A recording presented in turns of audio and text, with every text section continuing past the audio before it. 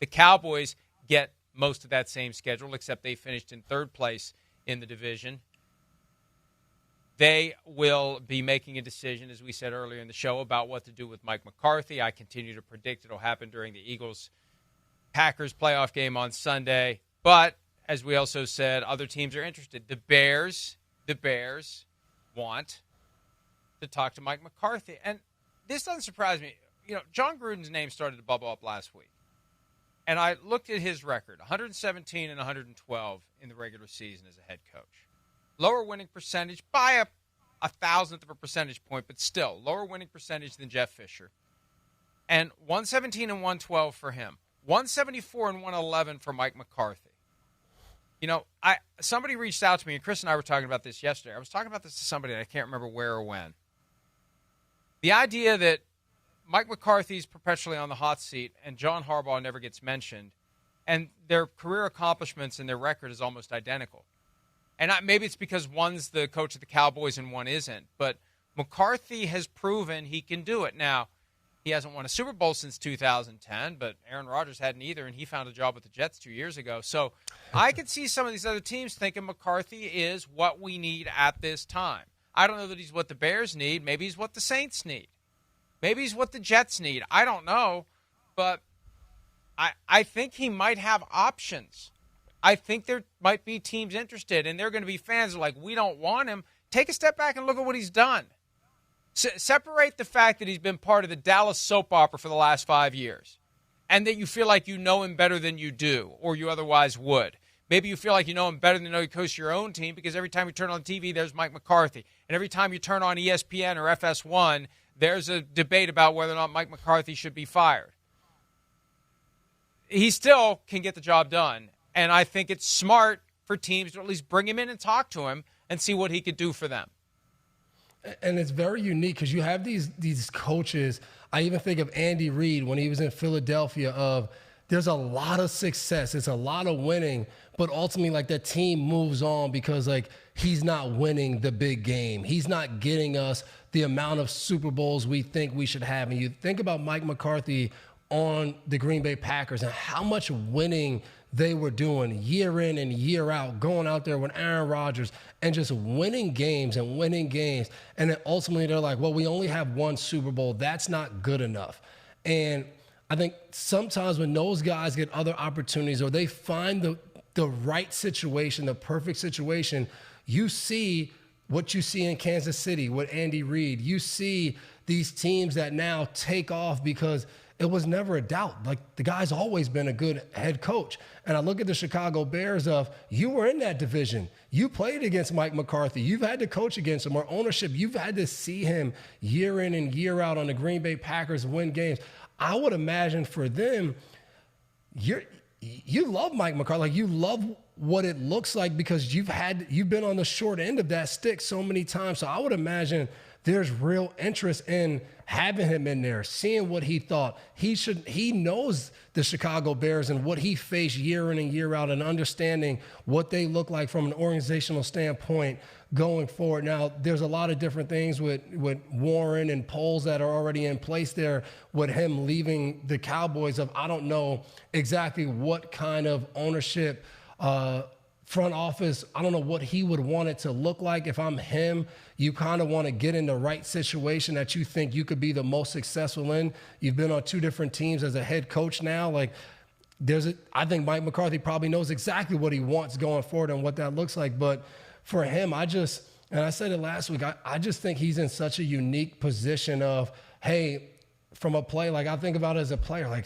hey, I'm one of the top free agents. Like, I know what it looks like. I know what I want to do. I've had this long career of being successful. Like, I'm going to pick and choose what I think the best looking team and organization is, and I'm going to go to the dance with them, and I'm going to go and hope that I can be there until I call it quits and retire, because he's had a lot of success. And it's so funny because narratives in this industry seem to find different guys, and it just sticks with them no matter what.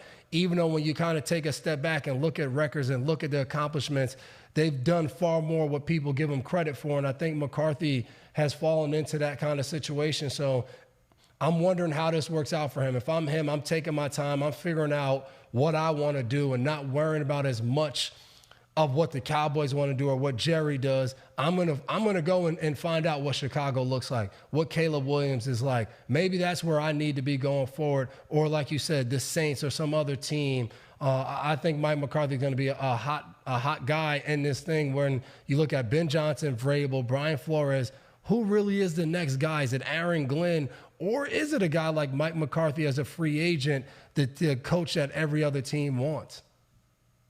I thought of something early on, and I hadn't connected the dots, even though we've talked about the team already this program.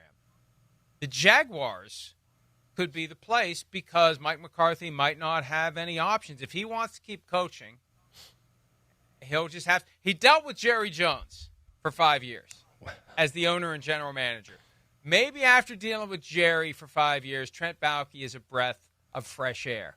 And there was 1 year of overlap in their careers because, coaches and executives, they move around from place to place.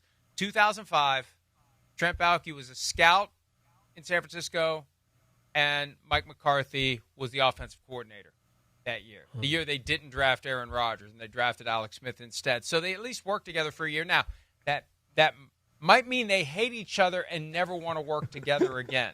We have this weird rule of thumb that, they worked together once. They want to work together again. No, think of the people you've worked with in the past or are currently working with. The way Devin feels about me. If at some point down the road there's a chance to work together again, it's going to be like, are you friggin' crazy? No, not that asshole. Sorry, London. So, but wouldn't that make sense? Because you think about it. 12-5, 12-5, 12-5. Failure, failure, failure. You go to Jacksonville, 12-5, 12-5, 12-5. Parade, parade, parade. That's so true. And depending on how he feels about Trevor Lawrence. We talk about you got to have a quarterback. Maybe he looks at Trevor Lawrence and says, hey, if I get my hands on him, I think we could easily win 11, 12 games with that guy in this division. So that could definitely be something. And I think the first part of what you said of being in a situation and going through what you go through makes the next situation either look really attractive, not so bad, or I want to stay away. And when you're with the Cowboys and Jerry Jones and every single game, every single year, it's just like this huge boulder on your back of he's coming down, he's doing these media scrums, and now I got to answer this question. Going to Jacksonville and getting a house off the water and it being all of these different things of knowing that, hey, this is just going to be where I can go and coach football. That might definitely be a breath of fresh air for him. And he could easily go and say, I'll go down to Jacksonville. I can go make Jacksonville my kingdom. We can go down there. What if we go to an AFC championship 1 year? What if we are in a divisional round and we're hosting a divisional round? What if those things happen because we're a 2 seed in the playoffs?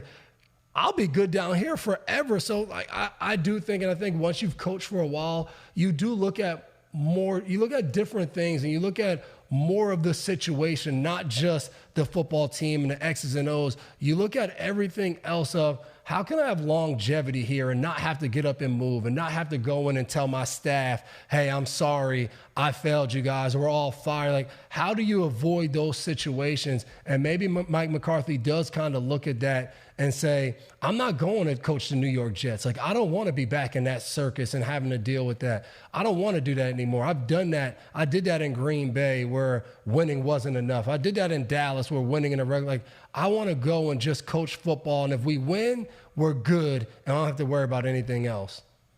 You laughed a little too hard when I made my crack earlier about you not wanting to You said it, not me.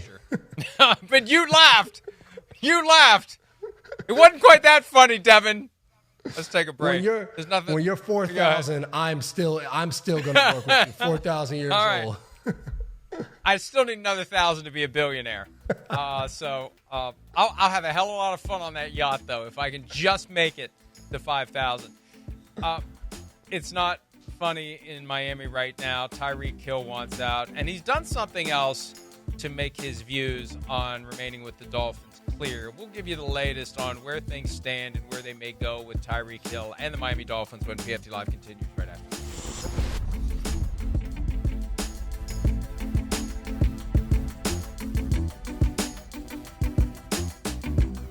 Hi, it's Mike Florio. Thanks for watching PFT on YouTube. Hit subscribe for the latest news and analysis from Pro Football Talk.